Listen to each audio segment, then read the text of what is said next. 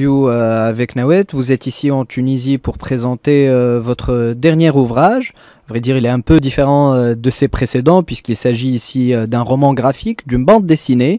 Et il s'intitule Un chant d'amour, Israël-Palestine, une histoire française. Vous êtes directeur et fondateur d'Orient 21, également ancien rédacteur en chef du Monde diplomatique. Vous êtes également l'auteur de Palestine 47, un partage avorté, paru en 1994, Israël-Palestine, vérité sur un conflit, paru en 2001, et De quoi la Palestine est-elle le nom, paru en 2006. Aujourd'hui, vous allez présenter votre nouvel ouvrage à la Fondation Rosa Luxembourg. Quand on parle d'un chant d'amour, cet amour, il est ressenti par qui et envers qui exactement? Le titre remonte à une anecdote. Durant le voyage de François Hollande, le président de la République, en 2013 à Jérusalem, il est reçu par Netanyahou et il y a un dîner privé. Et durant le dîner privé, il y a une chanteuse assez rétro, il faut dire, qui chante, et quelqu'un demande à François Hollande de chanter. Et il fait une déclaration: je ne sais pas chanter, mais j'aurais aimé chanter un chant d'amour pour Israël et ses dirigeants. Qu'un président qui se réclame du socialisme puisse dire qu'il veut chanter un chant d'amour à Netanyahou, qui est le représentant de la droite pas la plus, mais une droite radicale en Israël, était pour moi un symbole de la transformation des relations entre la France et Israël, de l'époque où le général de Gaulle prenait position et engageait la France dans une position indépendante, courageuse, de condamner l'agression israélienne de juin 67, et de ce qui se passe aujourd'hui, où on assiste à ce rapprochement qui, par certains aspects, rappelle l'alliance entre la France et Israël, du temps des socialistes aussi, durant 1956 et la guerre de Suez. Entre juin 67 et juillet 2017, quand Macron, l'actuel président français, a déclaré « Nous ne céderons rien à l'antisionisme car il est la forme réinventée de l'antisémitisme », cette déclaration, ce genre d'amalgame, comment le comprendre? Peut-on l'inscrire dans une certaine tradition politique française, même si Macron n'a pas réellement d'ancêtre politique en France? Non, c'est cette assimilation de l'antisionisme à l'antisémitisme est quelque chose de relativement récent. Paradoxalement, le président précédent, François Hollande, ne l'avait jamais fait. En revanche, son Premier ministre, Manuel Valls, c'était quelqu'un qui aimait cette formule et qui l'a utilisée beaucoup. Ce qui frappe d'abord, c'est à quel point elle reflète une ignorance totale de l'histoire du sionisme. C'est-à-dire, même si aujourd'hui on peut dire peut-être que la majorité des communautés juives prouvent de la sympathie pour Israël, on peut dire que jusque dans les années 40, la grande majorité des juifs est hostile au projet sioniste. Soit elle est hostile concrètement parce que quand elle peut émigrer, elle émigre aux États-Unis, pas en Palestine. Elle va en Palestine quand elle n'a pas le choix parce que les États-Unis se ferment.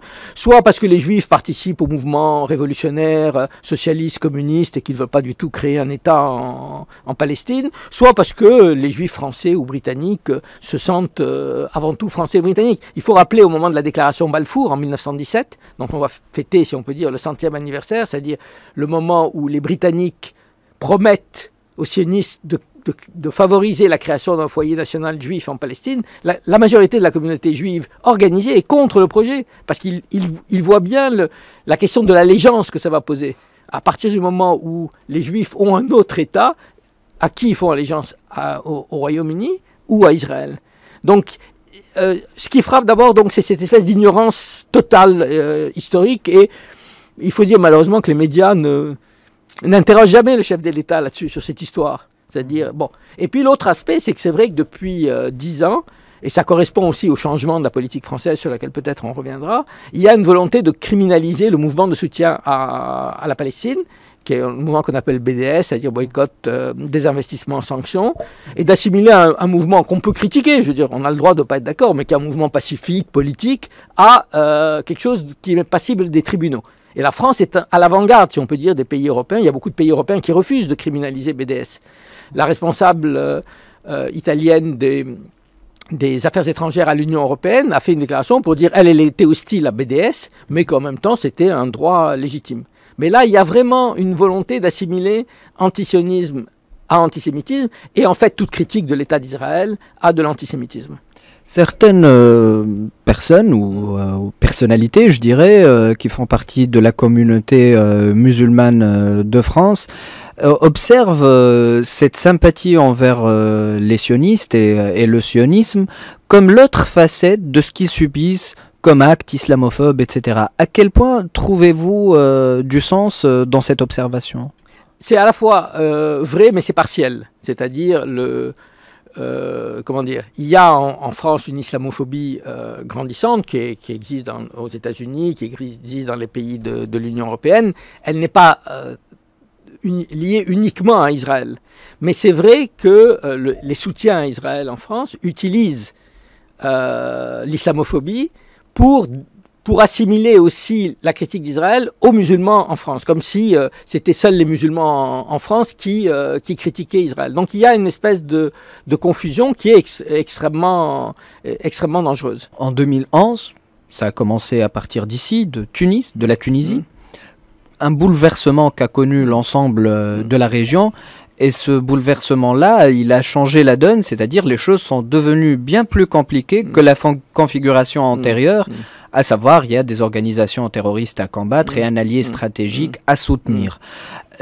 Ces bouleversements-là, comment ont-ils impacté le rapport de la France au Moyen-Orient, au Proche-Orient et plus généralement au monde arabe dans son ensemble? Disons qu'à partir surtout du début de la guerre civile en Syrie, de l'échec des révolutions en Égypte, au Yémen, etc., il y a eu l'idée que finalement, il y avait plein de conflits dans la région. Il y a bien plus de morts en Syrie et en Irak qu'en Palestine, et que donc finalement, il y avait une marginalisation du conflit palestinien. Et je pense que c'est une méconnaissance totale de ce que la Palestine représente pour les peuples de la région. C'est un conflit, je dirais, symbolique. C'est-à-dire c'est le dernier conflit colonial. C'est un conflit que les Arabes considèrent à juste titre comme la dernière colonisation de l'histoire et d'une injustice fondamentale qui a été permise grâce au soutien des pays européens. Et je pense que ce conflit nourrit l'extrémisme dans la région. C'est évident, je veux dire, quand il n'y a aucune solution pour le peuple palestinien, il y a des jeunes qui pensent que rejoindre Al-Qaïda, rejoindre l'État islamique, c'est une manière de lutter contre l'impérialisme occidental, contre les ingérents et contre la situation faite aux Palestiniens. Et donc c'est dans ce sens qu'aujourd'hui on est dans ce que moi j'ai appelé dans le livre un tournant silencieux de la politique française. C'est-à-dire quand vous discutez avec des responsables français, vous dites mais on n'a pas changé de politique. On est toujours pour deux États, un État palestinien à côté de l'État d'Israël. On est pour la sécurité de l'État d'Israël, ce qui a toujours été la position française, et on est contre la colonisation. La différence, c'est que il y a 20 ans, il y avait un rapport entre nos relations bilatérales avec Israël et la politique d'Israël sur le terrain. C'est-à-dire, on ne considérait pas que la colonisation, c'est simplement quelque chose qu'il fallait condamner. Ça limitait les relations économiques, politiques qu'on avait avec Israël. Aujourd'hui, les relations sur le plan économique, sécuritaire, il y a même l'idée qu'on a beaucoup à apprendre de la lutte d'Israël contre le terrorisme, la manière dont il lutte pour la sécurité.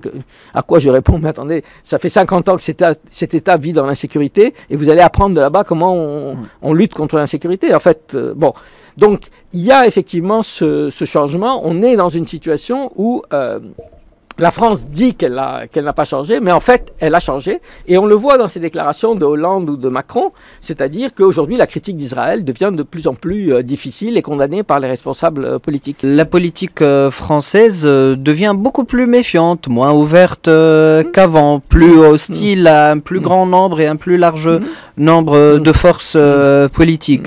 Mais particulièrement, le rapport aux islamistes en Tunisie, en l'occurrence Nahda, ou en Égypte, demeure pas du tout clair. Il y a beaucoup de brouillard sur ce rapport. C'est-à-dire que la France ne s'indigne pas du coup d'État en Égypte, par contre ne trouve aucun mal à être dans le pragmatisme et dans ce que certains pourraient appeler la réelle politique vis-à-vis du régime tunisien durant la période de gouvernance de la Troïka. C'est vrai.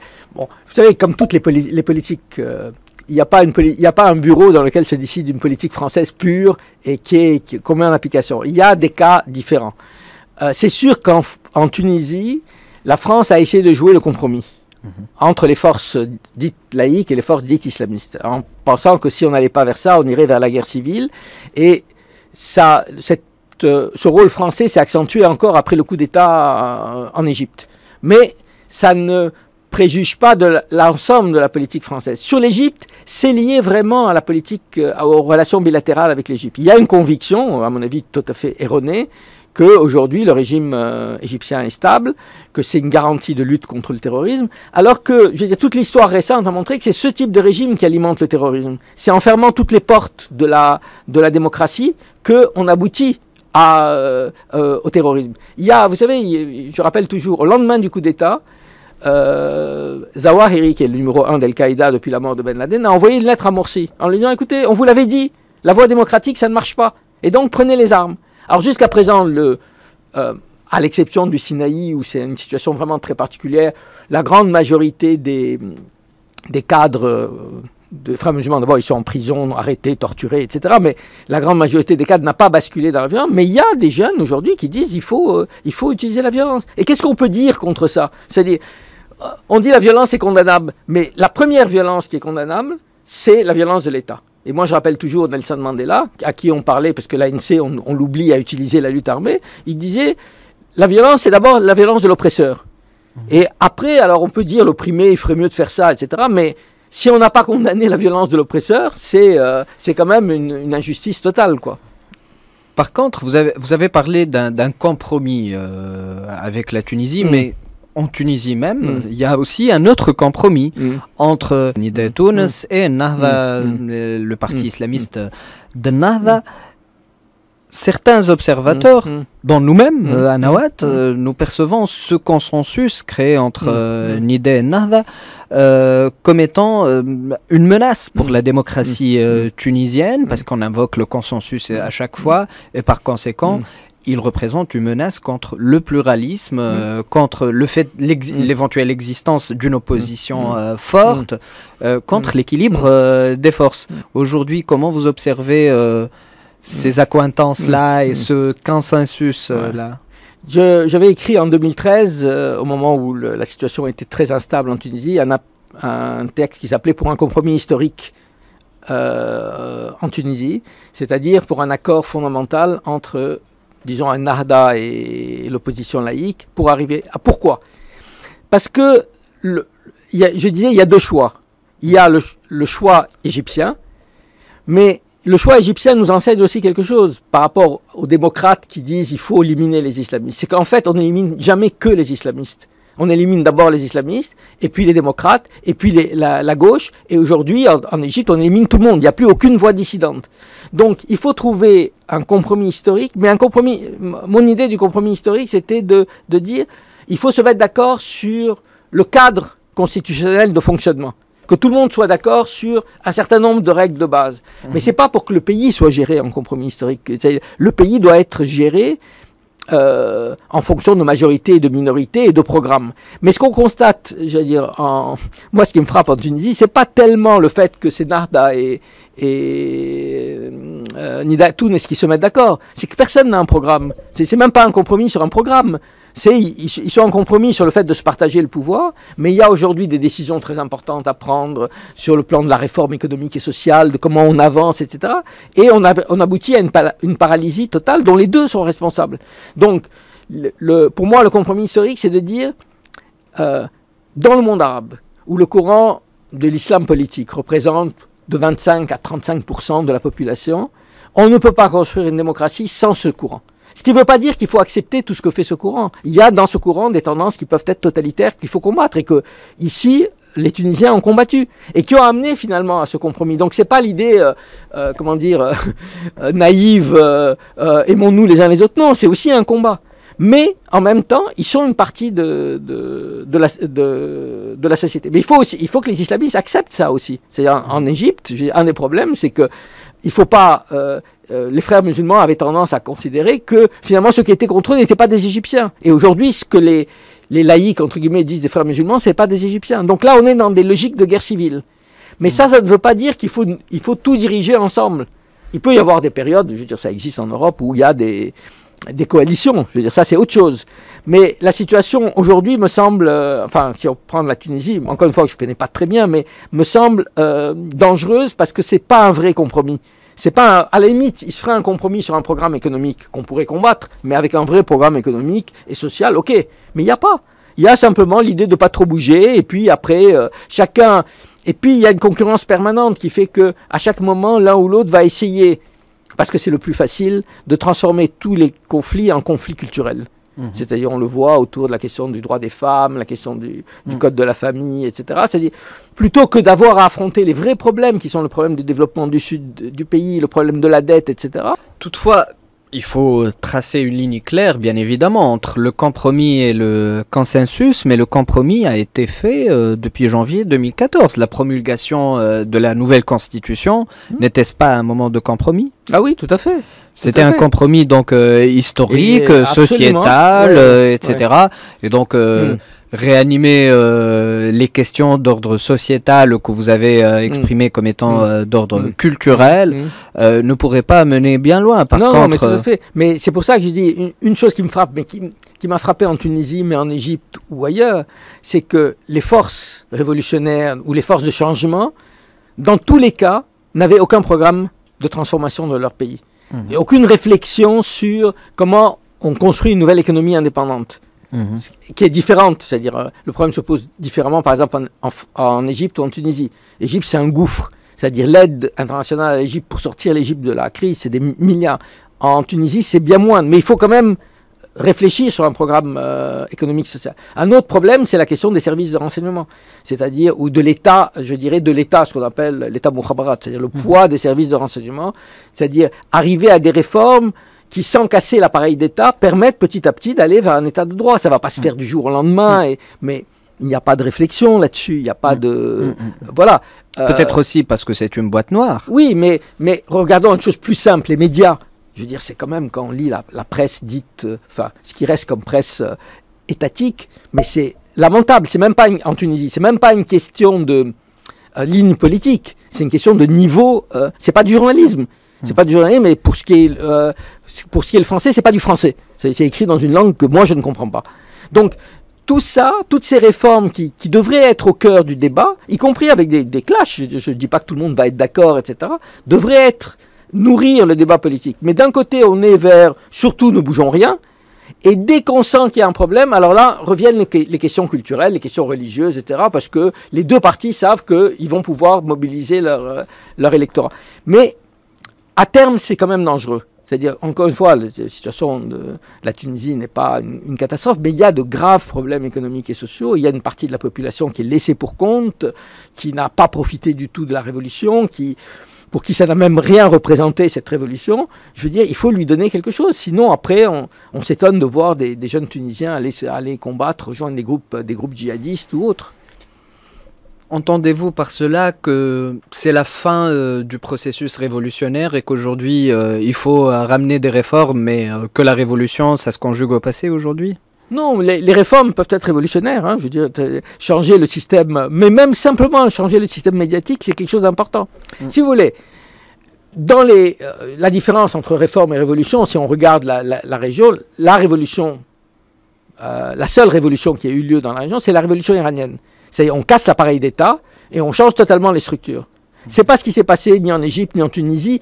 Laissons le cas particulier de la Syrie, parce que ça s'est transformé en guerre. C'est très particulier, la Syrie, la Libye. Donc, bon, les gens n'ont pas choisi une voie révolutionnaire au sens de casser l'appareil d'État. Ok, je veux dire, ça, c'est pas moi de décider quel est le chemin à suivre. Mais ça ne doit pas amener à un immobilisme où on maintient des structures comme si rien n'avait changé. On dit il y a un retour, les retours des anciens, du RCD, etc. C'est pas tellement ça en termes, je discute pas en termes individuels. C'est en termes de est-ce que la police est-ce qu'il y a un contrôle réel sur la police? Est-ce qu'il y a une justice indépendante? Tout ça, ça demande des choses concrètes qui peuvent être des réformes révolutionnaires. C'est-à-dire, c'est pas incompatible. Dans tout ça, comment vous qualifiez, vous pensez le rôle des forces internationales dominantes? C'est-à-dire, ici, on parle de l'Union européenne et des pays les plus influents dans l'Union européenne, à savoir la France et l'Allemagne, mais aussi des États-Unis qui viennent de passer d'Obama à Trump. Je dirais l'Union européenne, j'ai deux choses. D'un côté, j'ai une vision critique, c'est-à-dire, je pense que la question essentielle de la dette doit être résolu et je pense qu'il faut effacer une partie de la dette. Enfin, mais ça c'est une conviction politique. Hein. Mais en même temps, je pense que ça ne peut pas être fait s'il n'y a pas une transformation interne en Tunisie. C'est-à-dire qu'il faut qu'il y ait une dialectique entre ce qui se passe en Tunisie et la capacité de la Tunisie d'aller négocier avec l'Union européenne. Et je dirais que la Tunisie est en mesure de négocier parce que l'Union européenne réellement, je crois, veut le succès de l'expérience tunisienne. Parce que c'est, dans le monde arabe aujourd'hui, la seule expérience qui n'a pas raté. Donc, il y a une conjoncture favorable. Mais il faut qu'elle s'appuie à la fois sur des changements de la politique de l'Union européenne à l'égard des demandes faites à la Tunisie. On ne peut pas demander à la Tunisie de libéraliser comme si de revenir aux politiques de FMI comme si on était il y a 20 ans. Il faut protéger l'agriculture tunisienne, il faut trouver des formes de développement autonome, il faut alléger ou supprimer la dette ou une partie de la dette, mais en même temps, il faut qu'il y ait un gouvernement qui gouverne. Or, il n'y a pas ça aujourd'hui. On n'a pas l'impression qu'il y a un gouvernement. Enfin, moi, je n'ai pas l'impression qu'il y a un gouvernement qui a une vision claire de où ils vont du point de vue des transformations économiques et sociales. Merci Alain Grèche d'avoir répondu à notre invitation et d'avoir répondu à toutes nos questions.